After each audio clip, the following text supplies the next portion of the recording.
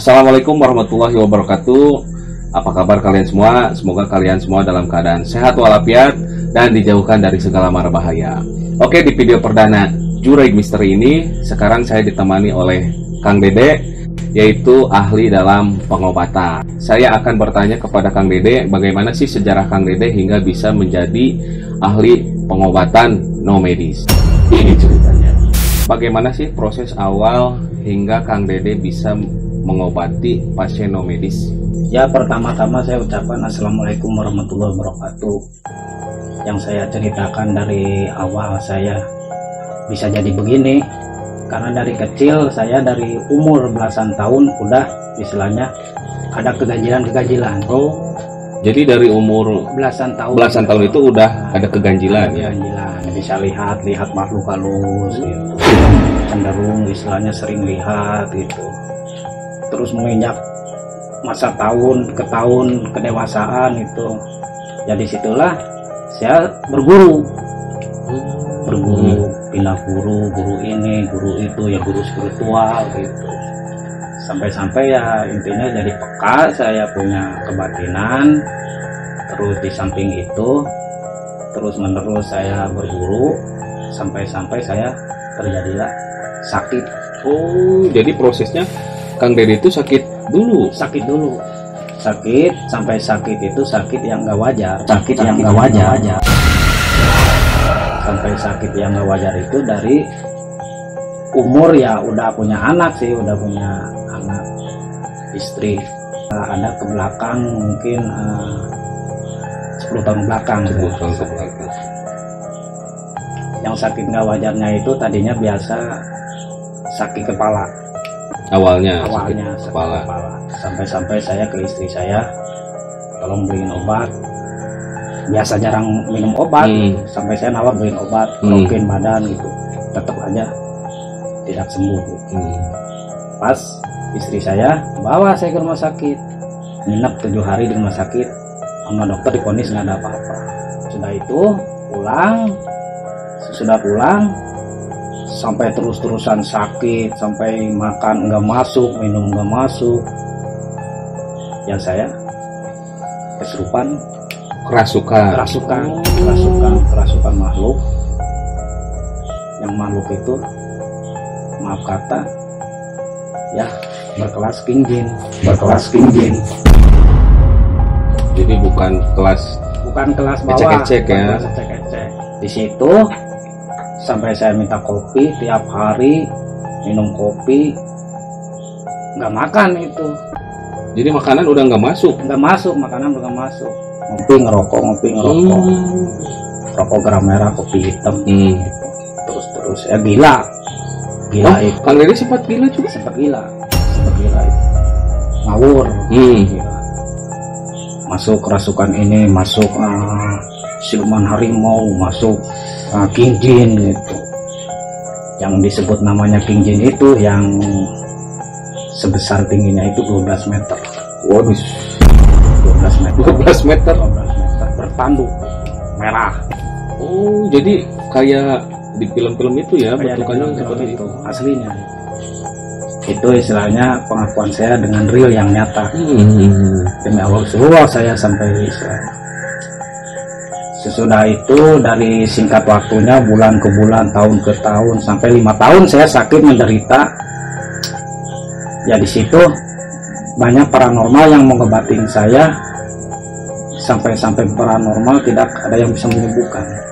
Pas kejadian itu banyak paranormal yang berdatangan ke rumah, niatnya untuk mengobati, tapi nggak mampu. Nah, udah gitu, malah di situ saya sampai sakit itu sampai saya tembus ke alam gaib. Di alam siluman saya. Iya.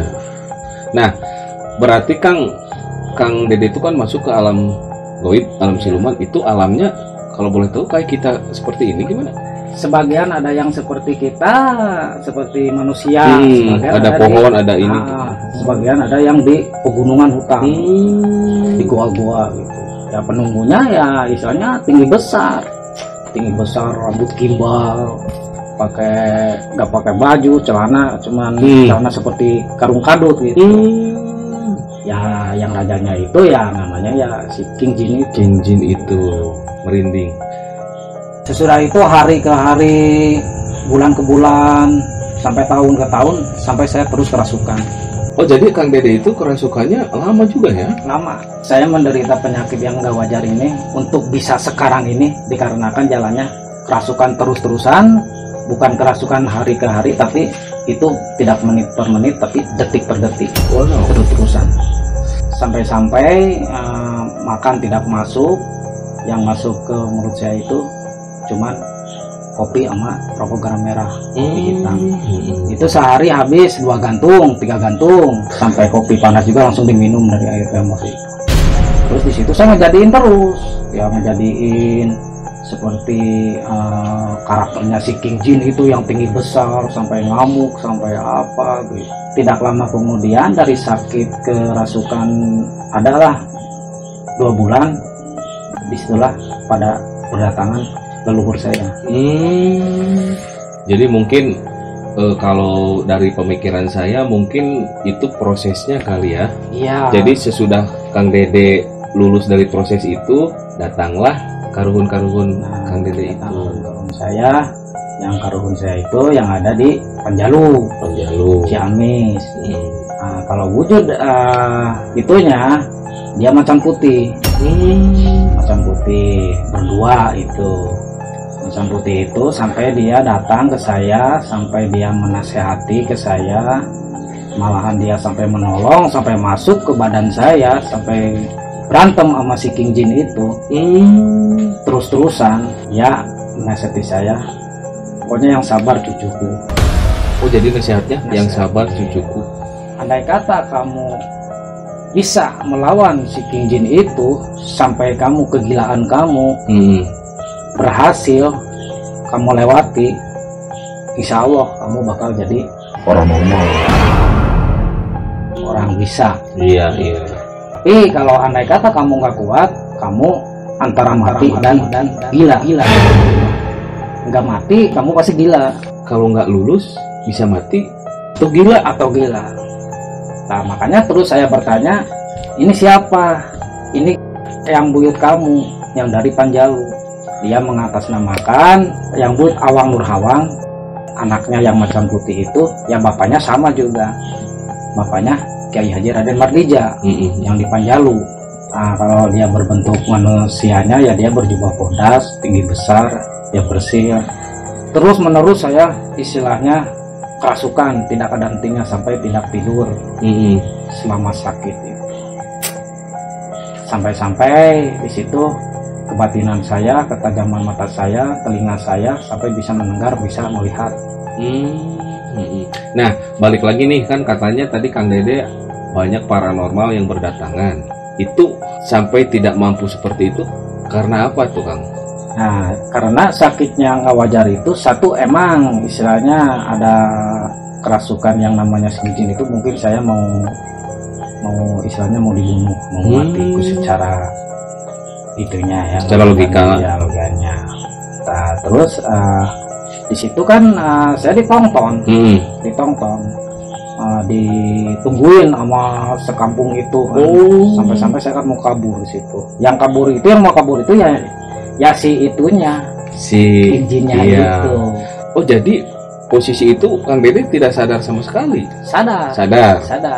Yang namanya saya kerasukan sama siluman, sama King Jin itu sadar, istilahnya bisa mendengar, bisa melihat orang yang di sekitar, bisa mendengar, bisa makhluk halus kelihatan, cuman badan saya ada yang menggerakkan. Kalau saya ngejadiin sampai jadi pemacan gitu, sampai ngamuk gitu, dicakarin semua gitu.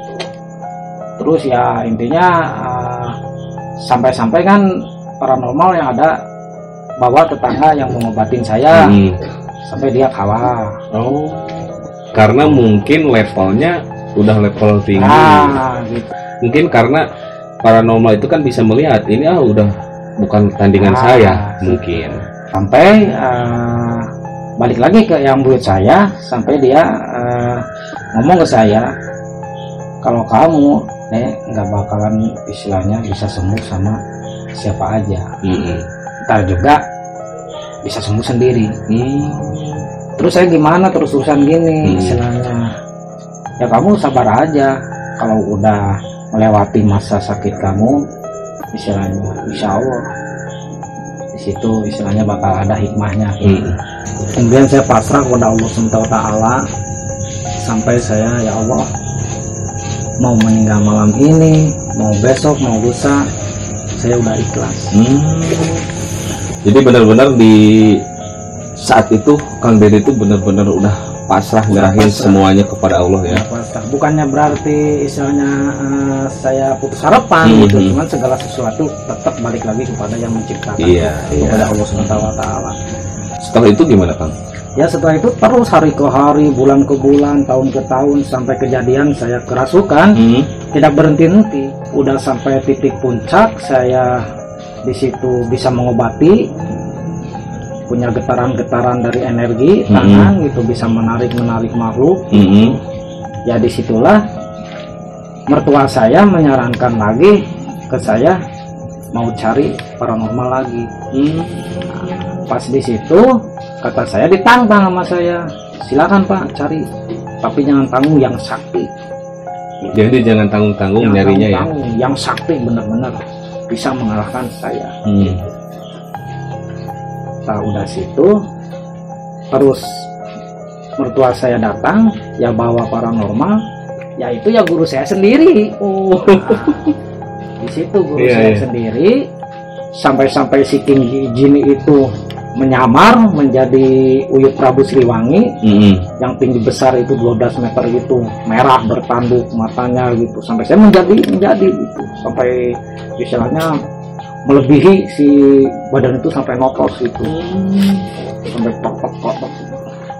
Ya di situ guru saya datang, Abadang yang Subang datang, sampai dia dingin orangnya gitu, tenang, sampai saya jadi menyerang ke dia.